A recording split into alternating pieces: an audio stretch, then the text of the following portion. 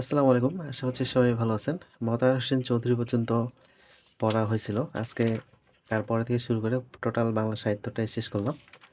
মূলত এবার ফাইনাল একটা রিভিশন দিলাম। এরপর থেকে ২ দিন করে সময় নেব। ১ দিন বা ২ দিনের মধ্যে টোটাল বাংলা সাহিত্যটা শেষ করব। এজন্য টোটাল বাংলা সাহিত্যের মধ্যে দেখে নিচ্ছি যে আসলে কোন বিষয়গুলা বেশি গুরুত্বপূর্ণ, কোনগুলা থেকে প্রশ্ন আসতেছে, কোন কবি বেশি গুরুত্বপূর্ণ, কোন কবির সবকিছুই গুরুত্বপূর্ণ না, শুধু উপন্যাস বা কাব্যগুলো গুরুত্বপূর্ণ। তো আজকে অনেকগুলো কবি ছিল যাদেরকে সম্পূর্ণ পড়ছি, আবার কিছু কবি ছিল যাদের শুধু উপন্যাস গুরুত্বপূর্ণ ছিল, শুধু কারো কাব্যগ্রন্থ গুরুত্বপূর্ণ ছিল। তো এমসিকিউগুলো পড়ছি সবারই, কিন্তু প্রত্যেকটা কবি বিস্তারিত পড়েনি। তো এর মাঝেই শওকত ওসমান,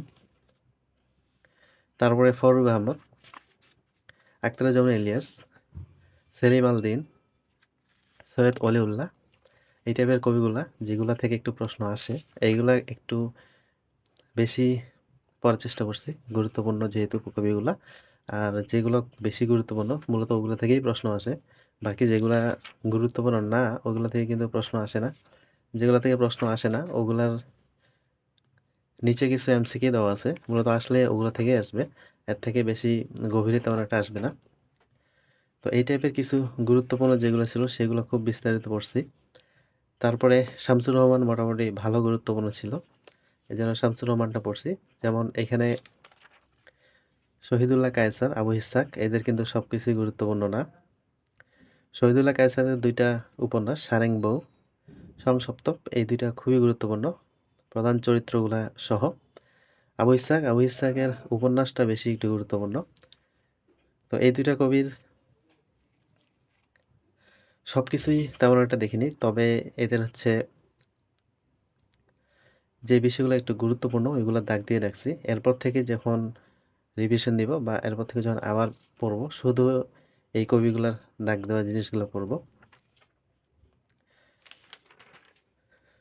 তারপরে আব্দুল্লাহ আল মতি শরফুদ্দীন, এখান থেকে তেমন কিছুই গুরুত্বপূর্ণ ছিল না দেখে এখানে কিছুই পড়িনি। এখান থেকে শুধু পড়ছি ৩টা প্রিভিয়াস প্রশ্ন ছিল সেটা। আলাউদ্দিন আল আজাদের উপন্যাসগুলো সবচেয়ে বেশি গুরুত্বপূর্ণ। তারপরে নাটকগুলো একটু গুরুত্বপূর্ণ আছে। তো এখানে যেগুলো গুরুত্বপূর্ণ বেশি ছিল এইগুলা দাগ দিয়ে পড়ছি। তো পড়াটা মূলত এভাবে পড়ছি, যেগুলো বেশি গুরুত্বপূর্ণ এগুলো সব পড়ছি, কম গুরুত্বপূর্ণগুলা ওই কবিগুলোর যদি কোনো গুরুত্বপূর্ণ তথ্য থাকে শুধু সেগুলো পড়ছিলাম। জহির রায়হান, জহির রায়হান থেকে ১টা বা ২টা প্রশ্ন আসছিল, এই জন্য পুরোটাই পড়ছি জহির রায়হানটা।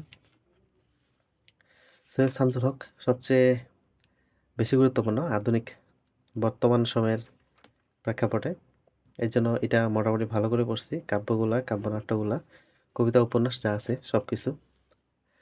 আল মাহমুদ, রাবেয়া খাতুন, রাবেয়া খাতুন থেকে উপন্যাস কয়েকটা আছে, জাস্ট একটু রিডিং দিয়ে প্রিভিয়াস প্রশ্ন ৩টা জাস্ট এইগুলো পড়ছি। মূলত আজকে মোতাহার হোসেন চৌধুরী থেকে শুরু করে এদিকে যতগুলা ছিল কবি সাহিত্যিক সবগুলোই আজকে শেষ করছি। তো আজকে থেকে বাংলা সাহিত্যটা শেষ। এখন ঈদের পরে যে বিষয়গুলো এখন পড়তেছি, ঈদের পরে এগুলো মডেল টেস্ট দেওয়া শুরু করব। তো বাংলা সাহিত্যটা যেহেতু শেষ, এখন রাতে শুরু করব বাংলা ব্যাকরণটা। ২ দিন বা ৩ দিনের মতো ব্যাকরণটা পড়ব। তো আজকে এ পর্যন্তই। আজকে আর তেমন অন্য কিছু পড়ি নাই, কারণ বাংলা সাহিত্যটাকে শেষ করতে চাইছিলাম, এই জন্য ম্যাথ আর পড়া হয়নি। তো সবাই ভালো থাকবেন, সুস্থ থাকবেন। আল্লাহ হাফেজ।